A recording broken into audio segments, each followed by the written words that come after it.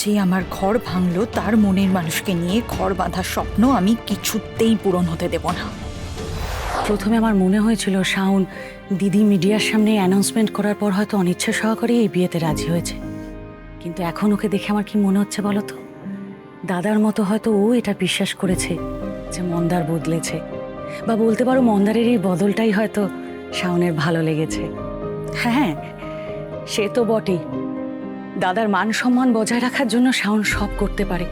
আর এই জন্যই তো তোমাকে আমি বলি না যে শাওনের মতো মেয়ে যেন প্রত্যেকটা ঘরে ঘরে জন্মায়। বাবা মনে হয় দিদুনকে শুভর কথাটা এখনো জানায়নি, না হলে ঠিক একটা ফোন পেতাম। তাই এবার দিদুন এলে আমাকে সবটা খুলে বলতে হবে।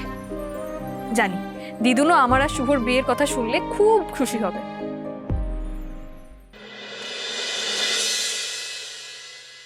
আসুন আসুন বড় মা, আসুন ভেতরে আসুন দাদা।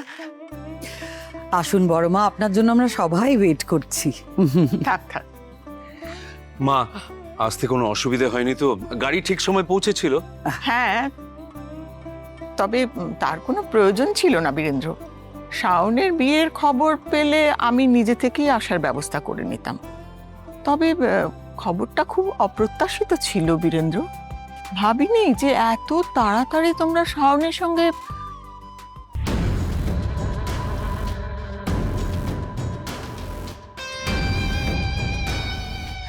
দিদুন, আপনি কেমন আছেন?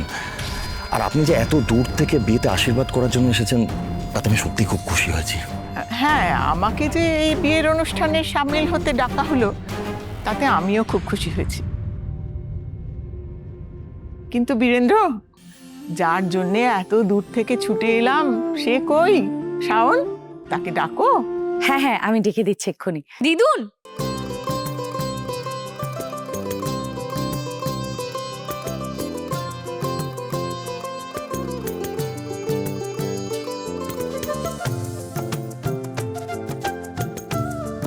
থাক থাক থাক। তুমি তো আমার জন্মদিনের পরেই চলে গেছিলে। আমি তোমাকে এত মিস করেছি। এখন তোমাকে আবার দেখে আমার যে কি আনন্দ হচ্ছে আমি বলে বোঝাতে পারবো না।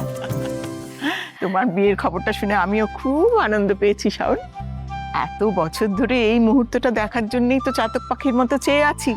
আর ঈশ্বরের কি অপার করুণা দেখো, তিনি আমাকে তোমার বিয়ের এই দিনটা দেখার সুযোগ করে দিলেন। তার নিজের কাছে টেনে নিলেন না? কি বলছেন কি দিদুন? এখনো তো আপনার অনেক আনন্দ করা বাকি আছে। এই বিয়েতে তো জমিয়ে এনজয় করতে হবে, তাই না?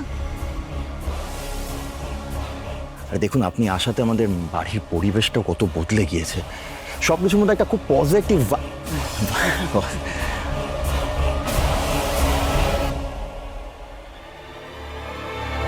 আমার দিদুনকে দেখে এই মন্দার এত খুশি হওয়ার নাটক করছে কেন?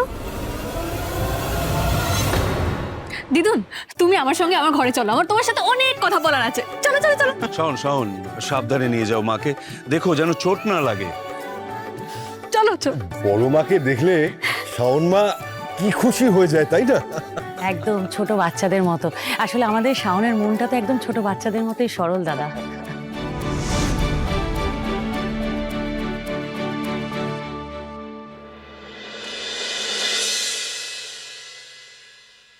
বীরেন্দ্রর কাছে তোমার বিয়ের খবরটা যখন শুনলাম না, আর নিজেকে আটকে রাখতে পারিনি, ছুটতে চলে এলাম তোমার কাছে।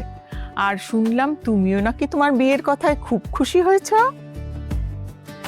তোমার এই লাজুক হাসিটা দেখে খুব বুঝতে পারছি যে পাত্রকে তুমি আগে থেকেই খুব পছন্দ করে ফেলেছো, ভালোবেসে ফেলেছো খুব। তাই না? ভালোবাসি বলেই তো বিয়ের জন্য এক কথায় রাজি হয়ে গেছি, কারণ আমি অনেকদিন ধরেই দিদুন, দিদুন তুমি কখন এলে? ও দিদুন, বলছি তোমার শরীর ঠিক আছে তো? এই তো একটু আগে এলাম। আচ্ছা। শরীর একদম সুস্থ আছে। আর এখন নাতনির বিয়ের খবরে আরোই চাঙ্গা হয়ে উঠেছি। আর এবার বসেছি হবু নাত জামাইয়ের কথা শুনবো বলে। মায়ের কথা মতো এখন শাওন আর ওর দিদুনের ওপর ভালো করে নজর রাখতে হবে। দেখতে হবে যেন এমন কিছু বেফাস কথা না বেরোয় যেটায় দাদা আর শাওনের বিয়েতে সমস্যা হতে পারে। হ্যাঁ, না জামাইয়ের কথা তো তুমি শুনবেই, তার আগে দিদুন তোমাকে কিন্তু কিছু খেতে হবে। তুমি এত দূর থেকে এলে, চা কফি শরবত কি নিয়ে আসবো বলো তোমার জন্য? হ্যাঁ, আর সঙ্গে বলো তুমি কি খাবে, আমি নিজে হাতে তোমার জন্য কিছু বানাবো। হ্যাঁ দিদুন, আজকে এই দুই নাতনি মিলে তোমার খুব যত্ন করবে। আমাকে আর আলাদা করে কোনো যত্ন করতে হবে না, তুমি বরং আমার শাওন দিদি ভাইয়ের একটু খেয়াল রেখো। বিয়ের আগে, শ্বশুরবাড়ি যাবার আগে ওকে আগলে রেখে যত্ন করে দেখে নিও। যত্ন তো আমি করবই দিদুন, আমার বোন আমার প্রাণ। বিয়ের আগে আমার বোনের মুখে যাতে সব সময় হাসি লেগে থাকে, সেই দায়িত্ব আমার। আর বিয়ের পর শাওনের মুখ থেকে সেই হাসি মুছে দেওয়ার দায়িত্ব হবে আমার আর দাদার। যে আমার ঘর ভাঙলো, তার মনের মানুষকে নিয়ে ঘর বাঁধার স্বপ্ন আমি কিছুতেই পূরণ হতে দেব না। ব্যাস, এইটুকু বলি তুমি আমাকে নিশ্চিন্ত করে দিয়েছো রাইমা।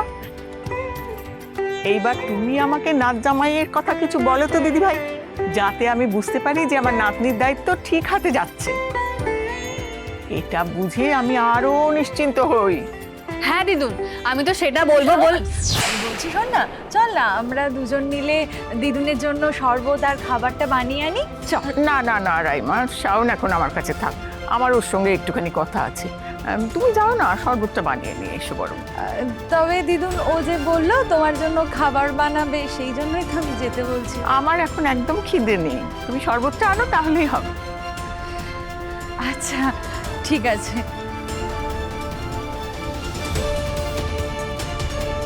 এইবার বলো তো দিদি ভাই, তুমি যাকে মন দিয়ে ফেলেছো সেই ভাগ্যবানটি কে? আমি তো ভেবেছিলাম তোমাকেই প্রথমে ওর নামটা বলবো, কিন্তু পুজোর পর বাবার ওপর অ্যাটাক হওয়াতে আমাদের তাড়াহুড়ো করে রুদ্রপুর থেকে চলে আসতে হলো। আর আমার জন্মদিনের পরের দিনই তো তুমি বেরিয়ে গেলে, ঠিক করে কথাই বলতে পারলাম না, তাই আর বলা হলো না। তবে তুমি না বললেও রুদ্রপুরে তোমার চোখ দেখেই কিন্তু আমি বুঝে গেছিলাম তোমার মনে কেউ একজন জায়গা করে নিয়েছে। সত্যি সত্যি তুমি বুঝে গেছিলে? বুঝবো না? এমনি এমনি কি তোমার দিদুনের সব চুলগুলো সাদা হয়ে গেল? এখন আর মানুষের মনের কথা জানতে তাদের মুখের কথা আর শুনতে হয় না আমার। কিন্তু আমিই না বহুদিন নিজের মনের কথা বুঝতে পারিনি। বাবার প্রিয় ছেলেকে কবে যে মন দিয়ে ফেললাম বুঝলামই না। কখন কি করে আমার মন জয় করে ফেললো টেরই পেলাম না। সত্যি বলছি, ভাগ্যবান ও নয়, ভাগ্যবতী তো আমি যে ওর মতো একজনকে পেয়েছি, যার সারল্যে, সততায়, বুদ্ধিতে এই বাড়ির সবাই মুগ্ধ। আর তুমিও মুগ্ধ হয়েছিলে। তাহলে আমিও তাকে চিনি, হ্যাঁ তাই তো?